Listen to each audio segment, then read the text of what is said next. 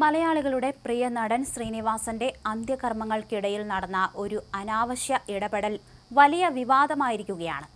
എല്ലാത്തരം ആൾദൈവങ്ങൾക്കും ആത്മീയ തട്ടിപ്പുകൾക്കും എതിരെ ജീവിതകാലം മുഴുവൻ ഉറച്ച നിലപാടെടുത്ത ശ്രീനിവാസന്റെ അന്ത്യകർമ്മങ്ങൾക്ക് തട്ടിപ്പു കേസുകളിൽ പ്രതിയായ ഒരാൾ നേതൃത്വം നൽകിയെന്നത് ഏവരെയും ഞെട്ടിക്കുന്നതാണ്.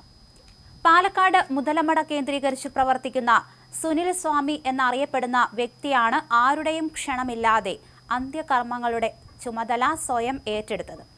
അന്താരാഷ്ട്ര തട്ടിപ്പു കേസുകളിൽ പ്രതിയായ ഇയാൾ ഇക്കഴിഞ്ഞ മെയ് മാസത്തിൽ കോയമ്പത്തൂരിൽ 3 കോടി രൂപയുടെ തട്ടിപ്പു കേസിൽ ക്രൈംബ്രാഞ്ച് പിടിയിലാവുകയും ജയിലിൽ കിടക്കുകയും ചെയ്ത വ്യക്തിയാണ്.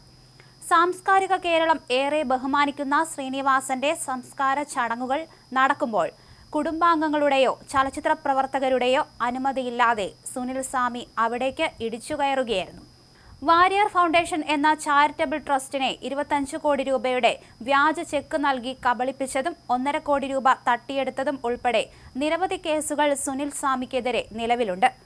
RBIയിൽ നിന്ന് 3000 കോടി രൂപ തനിക്ക് അനുവദിച്ചിട്ടുണ്ടെന്ന് വിശ്വസിപ്പിച്ച് പലരിൽ നിന്നായി കോടികൾ തട്ടിയെടുക്കുന്നതായിരുന്നു പ്രധാന രീതി. ഇത്തരത്തിൽ ക്രിമിനൽ പശ്ചാത്തലമുള്ള ഒരാൾ ശ്രീനിവാസന്റെ അന്ത്യകർമ്മങ്ങൾക്ക് കാർമ്മികത്വം വഹിച്ചത് അദ്ദേഹത്തിന്റെ ആത്മാവിനോട് ചെയ്യുന്ന ക്രൂരതയാണെന്ന് സോഷ്യൽ മീഡിയയിലും മറ്റും വ്യാപകമായ പ്രതിഷേധം ഉയരുന്നുണ്ട്. ചടങ്ങുകൾക്കിടയിൽ മാധ്യമങ്ങളുടെയും വിശിഷ്ടാതിഥികളുടെയും സാന്നിധ്യം മുതലെടുത്ത് കുടുംബത്തിന് നോ പറയാൻ കഴിയാത്ത സാഹചര്യം സൃഷ്ടിച്ചാണ് സുനിൽ സ്വാമി ഈ മുതലെടുപ്പ് നടത്തിയത്. പ്രശസ്തരായ വ്യക്തികൾ മരണപ്പെടുമ്പോൾ അവിടെ ഓടിയെത്തി ചടങ്ങുകളിൽ മുൻപന്തിയിൽ നിന്ന് മൈലേജ് ഉണ്ടാക്കുന്നത് സ്ഥിരം രീതിയാണെന്ന് ആരോപണമുണ്ട്. ഈ സംഭവത്തിൽ ശ്രീനിവാസന്റെ മകനും നടനുമായ ധ്യാൻ ശ്രീനിവാസന്റെയും കുടുംബത്തിന്റെയും നിലപാടാണ് ഇപ്പോൾ ഏറെ ശ്രദ്ധേയമാകുന്നത്.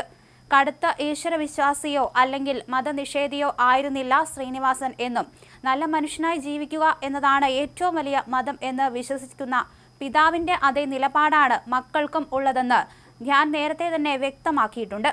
അന്ത്യകർമ്മങ്ങൾ ഉണ്ടെങ്കിലും ഇല്ലെങ്കിലും തങ്ങൾ അച്ഛന് വിട നൽകുന്നത് ഹൃദയത്തിൽ നിന്നാണെന്നും ചടങ്ങുകളേക്കാൾ അച്ഛൻ പുലർത്തിയ ആദർശങ്ങൾക്കാണ് പ്രാധാന്യമെന്നാണ് ധ്യാൻ ശ്രീനിവാസൻ വിശ്വസിക്കുന്നത്.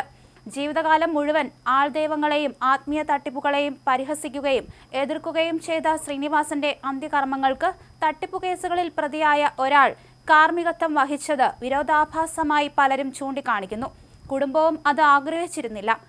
എന്നാൽ അന്ത്യകർമ്മങ്ങൾക്കിടയിൽ ഒരു തർക്കത്തിന് മുതിരാതെ അമ്മയുടെ ആഗ്രഹപ്രകാരം മതപരമായ ചടങ്ങുകൾ നടക്കട്ടെ എന്ന പക്വമായ നിലപാടാണ് ധ്യാനും വിനീതും സ്വീകരിച്ചത്.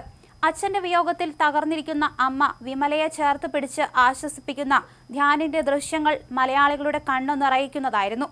സുനിൽ സ്വാമിയെ പോലെയുള്ള വ്യക്തികൾ ആരുടെയും അനുവാദമില്ലാതെ ഇത്തരം സന്ദർഭങ്ങളിൽ ഇടിച്ചുകയറി മുതലെടുപ്പ് നടത്തുമ്പോൾ വിവാദങ്ങൾ ഒഴിവാക്കി അച്ഛനർഹമായ യാത്രാമൊഴി നൽകുന്നതിലായിരുന്നു ധ്യാനിന്റെയും കുടുംബത്തിന്റെയും ശ്രദ്ധ.